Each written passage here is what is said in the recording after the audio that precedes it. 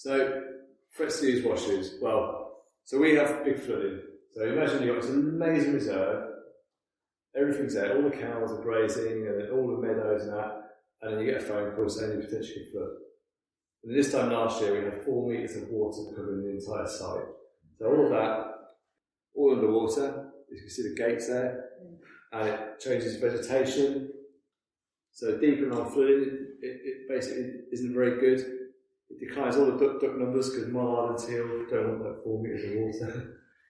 Diving ducks aren't too bad, but it's just really bad. It's like long and deep flooding. So yeah, so it's really, really rock bottom. And then you have all the water quality, because there's all these floods come from all towns and bring the sewage in and change all the aquatic plants that we had there.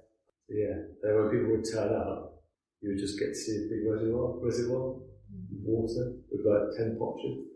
And when you spend £9 to get in or whatever, become a member, it's not the most inspiring place. And and it was going, 1 every 5 years is pretty good. It's not too bad. But unfortunately, it was happening 3 or 4 times every 5 years. It hadn't happened in the spring. So you had all these birds nesting on the grassland, all settled down. There's still a metre of water. So we don't want to flood that, but we want to keep that wet. So we put basically a plastic liner around the fields, keyed into the clay to create a fish tank, basically. And that held water really well. And then we were able to store water on this land without flooding all the neighbouring farmland. It was a very new thing 15, 16 years ago, and lots of local farmers were very nervous of what we were doing. So ditches, these are agricultural ditches. This is what it all looked like. It's all just a mess. Nothing really happening. So then once you get a digger in, it looks a bit like it's changed a little bit. This you can see, this is all before it was all grass. It's all grass being grass seeded and drilled. The ditch has been opened up. You've got all this nice shelving. Got the holes to basically try and plug plant rushes and sedges in. And then you got that. That was in like 4 years. So that was within 5 years.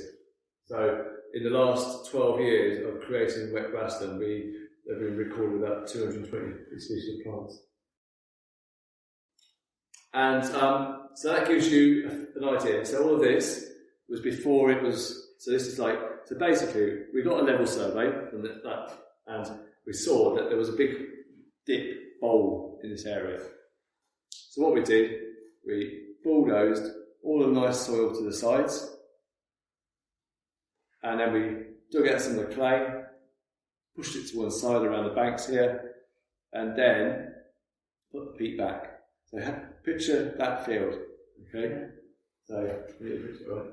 Wow. So already in the first couple of years it's greened up, lots of swans, these are all the splashes, and that's what it looks like now. And that's the that was the so that was that.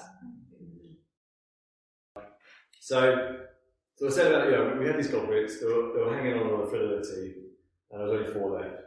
And we've been trying to increase the population for the last 10 years, but we always only get 4 birds. We've developed a 16 birds pledge, but they've always said 4.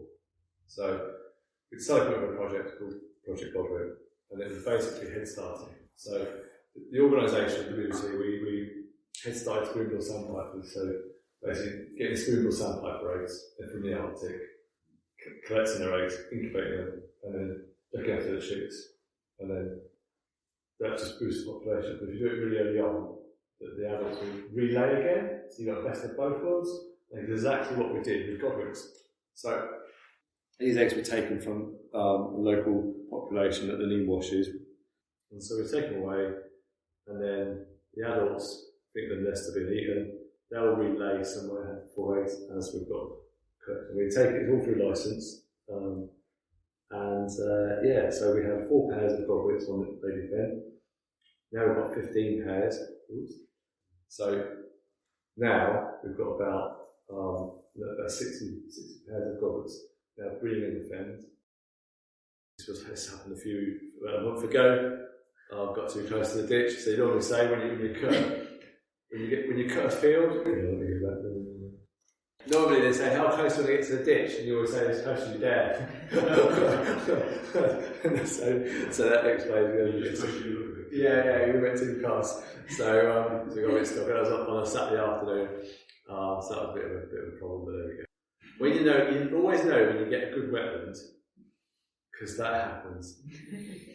Because you've got this lovely field, what we call washes. It's like a rice pudding. And literally, if you break that pudding skin, that's what happens. And the thing I went right back at the beginning is it's all about having a great team and a great staff. Is that it's all about trying to do your best, having a go, having a punt, because you learn. Because that person that did that, he learned so much about cutting the vegetation for the work birds with that tractor. And not only that he did, he got loads of really good experience. This bit machine here. He's got a Second World War tank winch on that, and that's as close as he dare get to it without him getting stuck. And basically, just winched it out